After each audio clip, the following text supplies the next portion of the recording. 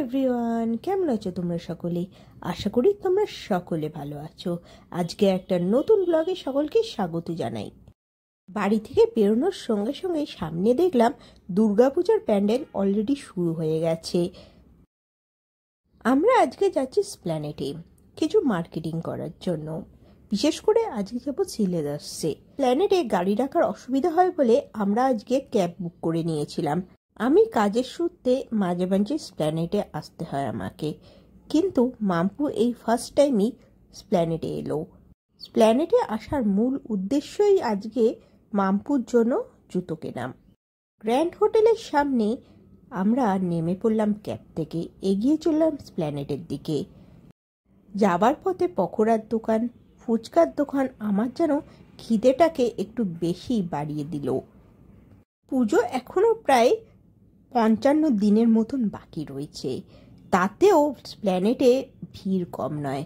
পুজোর আগে আগে আসলে যে কি হবে জানি না। দূরে ওই পুতুলটা দেখুন, কি সুন্দর দেখতে। সেইটাকেই দেখার জন্য আমি আর মা দোকানের দিকে এগিয়ে গেলাম। নিউ মার্কেটের দিকে আসা মানেই আমাকে তো সফটি খেতেই হবে, তাই এগিয়ে এলাম সফটির দোকানের দিকে। সিটি মার্ট ট্রেন্ডসের পাশেই রয়েছে এই সফটির দোকানটা। এখানে 3 রকমের ফ্লেভারে সফটি পাওয়া যায়, একটা চকলেট ফ্লেভার, একটা ভ্যানিলা ফ্লেভার, আর একটা টুইন ওয়ান, মানে চকলেট আর ভ্যানিলা একসঙ্গে। আমরা টুইন ওয়ান সফটিটা নিয়েছিলাম, খেতে বেশ ভালো ছিল। তারপরে আমরা এগিয়ে চললাম সিলেদার্সের দিকে। যাবার পথে ফুড স্টলগুলোতে ছিল বেশ ভিড়। এই ফুড স্টলগুলোর মধ্যে যেমন চাইনিজ দোকান আছে, তেমনি সাউথ ইন্ডিয়ানেরও দোকান আছে। বিভিন্ন ধরনের মকটেলও এখানে পাওয়া যায়। ঘুরতে ঘুরতে আমরা সিলেদার্সের কাছে চলে এসেছি। এবার চলো সিলেদার্সের মধ্যে প্রবেশ করা যাক। প্রথমেই চলে এলাম ফার্স্ট ফ্লোরে বাচ্চাদের শু সেকশনের দিকে। মাম্পুর জন্য জুতো পছন্দ শুরু করে দিলাম। এখানে বাচ্চাদের বিভিন্ন ধরনের জুতো পাওয়া যায়, কিটো থেকে নস্টার, সব রকমই জুতো মেলে। আর প্রত্যেকটা জুতো কালারফুলও হয়। এক একটা জুতো এনে মাম্পুকে পরিয়ে দেখা হচ্ছে যে ওর পায়ে কোনটা ভালো লাগছে। তাকে যখন এনে বলছি এইটা নিবি না ওটা নিবি, সে তো সবগুলোই পছন্দ করে ফেলছে। নতুন জুতোটা পরিয়ে মাম্পুকে ওখানেই বলা হয়েছিল হেঁটে দেখে নে, যাতে তোর পায়ে কোনো অসুবিধা না হয়। সে একটা জুতো পরে চলছে, আরেকটা জুতো বলছে পরিয়ে দাও। এখানে এতগুলো অপশন আছে যে আমরাই নিজেরা কনফিউজ হয়ে পড়েছিলাম মাম্পুর জন্য কোন কোন জুতো কিনবো। সে এখন ক্যাচ ধরবে, জুতোর ক্যাচ। ওপর থেকে জুতোর ফেলা হচ্ছে, আর এখানকার স্টাফরা যে ক্যাচ ধরছে সেইটা ও দেখতে পেয়ে ওরও বায়না যে ওকেও জুতো দেওয়া হবে, ও ক্যাচ ধরবে। শেষমেশ মা ওকে ওই জুতোই ছুঁড়ে ছুঁড়ে ওকে ক্যাচ ধরাচ্ছে, নালেই চেঁচামেচি শুরু করে দিচ্ছে। তার কাণ্ড দেখো, ক্যাচ ধরার জন্য ওইখানে গিয়েই দাঁড়িয়ে পড়েছে।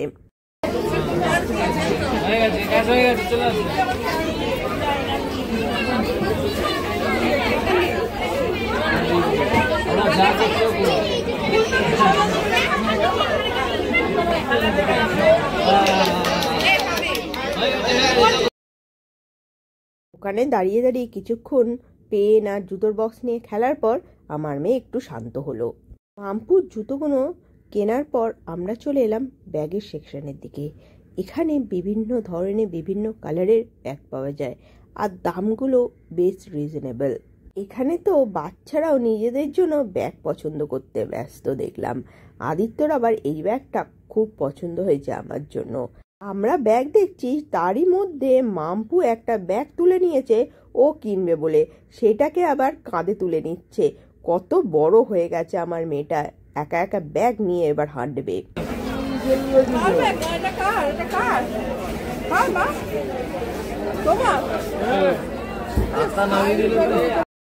তাকে যত বলছি ব্যাগটা রেখে দে, তোর এখনো ব্যাগ নেবার বয়স হয়নি, সে আর কার কথা শুনে ব্যাগ নিয়ে বাবার হাত ধরে হাঁটতে হাঁটতে চলে যাচ্ছে। দেখো, তাদের পায়ের একটু সমস্যা আছে, যারা নরম জুতো পছন্দ করেন তাদের জন্য এখানে দেখলাম একটা সাইডে পুরো ওরকমই জুতো রাখা আছে, আর জুতোগুলো দেখতেও বেশ ভালো ছিল।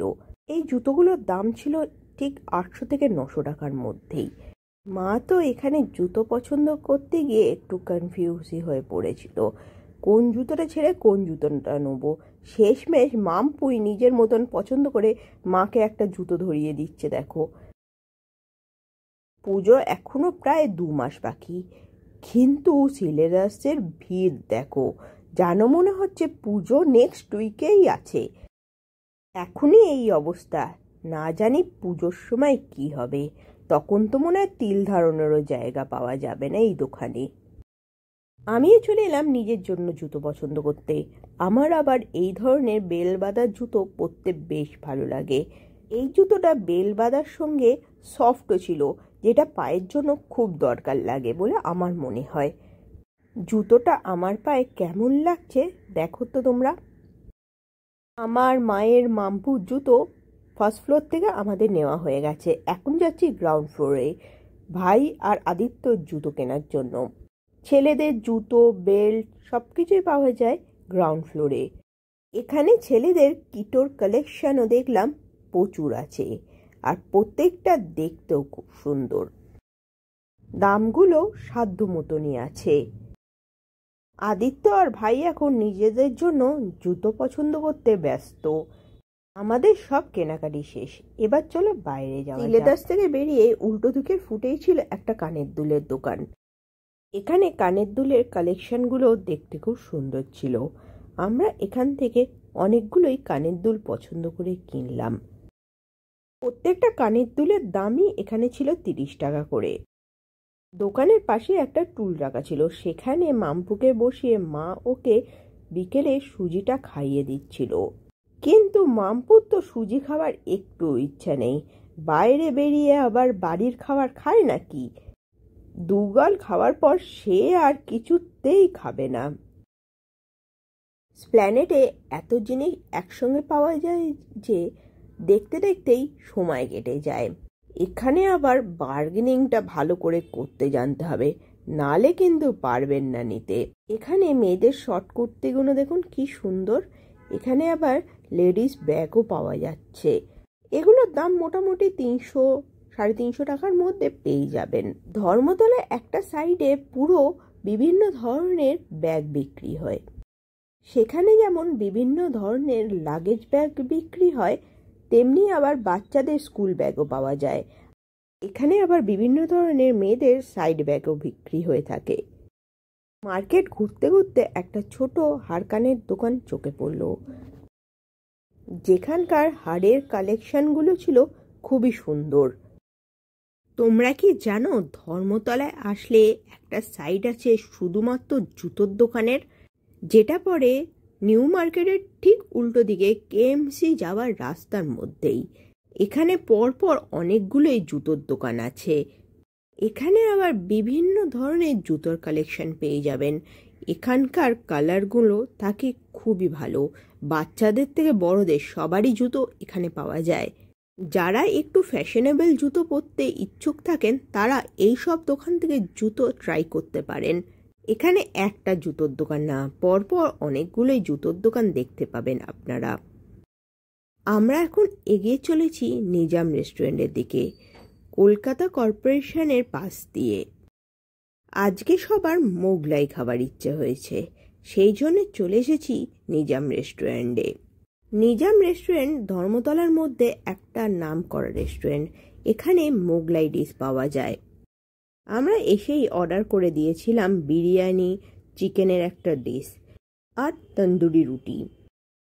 বিরিয়ানির কোয়ান্টিটিটাও বেশ ভালো দিয়েছে দেখলাম। আমি নিজাম রেস্টুরেন্টে এসে আগে অনেকবারই খেয়েছি, আজ অনেক বছর পর আমি নিজাম রেস্টুরেন্টে এলাম খেতে। এখন নিজাম রেস্টুরেন্টের কোয়ালিটি আর খাবারের টেস্ট কেমন চলো দেখি। বিরিয়ানিটা খেয়ে দেখলাম বিরিয়ানির টেস্টটা বেশ ভালো। মাম্পু একটু আগে নিজের খাবারটা খেতেই চাইছিল না, আর এখন দেখো রেস্টুরেন্টে বসে বিরিয়ানি খেতে কি মজা পাচ্ছে সে। মাম্পু এখন বড় হয়ে গেছে, ও এখন রেস্টুরেন্টে গিয়ে নিজে নিজে একা হাতে খাওয়াও শিখে গেছে। তান্দুরি রুটি একটুখানি ছিঁড়ে মামপুর হাতে ধরিয়ে দেওয়াতে সে দেখলাম বসে বসে তান্দুরি রুটি খেতে ব্যস্ত। সুজি আছিস কেন ওর জন্য? তন্দুরি রুটি খেতে বলো। তন্দুরি খেলো, বিরিয়ানি খেলো, আবার চিকেনের কি একটা চা খাচ্ছি। আমার মটন ধরে টান। আমার মটন খাচ্ছে। হ্যাঁ, আমার মটনটাকে দিয়ে টানা টানি করছে। আমার চাই আমি কি দেবো? মাম্পু তো ফিরনি আমাকে একটুও খেতে দিচ্ছে না। ও একা একা বসে বসেই নাকি পুরো ফিরনিটা খাবে। খাওয়া দাওয়া শেষ করে রেস্টুরেন্ট থেকে বাইরে বেরিয়ে দেখতে পেলাম একটা কুলফির দোকান। এখান থেকে 2টো কুলফির অর্ডার করে দিলাম। স্পেশাল কুলফিটা খেতে ছিল বেশ ভালো। আমরা এগিয়ে চললাম আমিনিয়ার দিকে। আমিনিয়া রেস্টুরেন্টের পাশেই রয়েছে একটা পানের দোকান। আগে যখনই এই স্প্ল্যানেটে মার্কেটিং করতে আসতাম তখন প্রত্যেকবারেই এই পানের দোকান থেকে আমরা পান খেতাম। আজকে যখন স্প্ল্যানেটে এসেছি তখন পান খাবো না এটা হতে পারে? তাই সেখানে গিয়ে পান অর্ডার করে দিলাম। এই দোকানের পান খেতে বেশ ভালো। তারপরে একটা ট্যাক্সি বুক করে এগিয়ে চললাম বাড়ির পথের দিকে। বাড়িতে ফিরে মাম্পু আর ভাইয়ের কাণ্ড দেখো, প্রত্যেকটা প্যাকেট খুলে তারা জুতো দেখতে ব্যস্ত।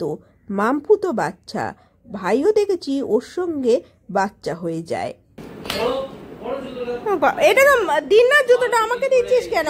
আমি একই আর জুতো কি একটা পায়ে অলরেডি পটিয়ে দিয়েছে আর একটা পায়ে কি করে উল্টো? হ্যাঁ, উল্টো জুতো আমার 2 পায়ে পরিয়ে দিল। এরম করে হাঁটবো, এরম করে হাঁটবো। আচ্ছা, মামপুর অবস্থা দেখো, ভাইয়ের অত বড় জুতোটা পরে সে এখন পুরো ঘরময় ঘুরে বেড়াচ্ছে। এর যেন আর বদমাইশি শেষ হয় না। আজকের ভিডিওটা এইটুকু। ভালো লাগলে লাইক, শেয়ার অ্যান্ড সাবস্ক্রাইব করতে ভুলো না। সকলে ভালো থেকো, সুস্থ থেকো আর সকলকে ভালো রেখো। Tata, by.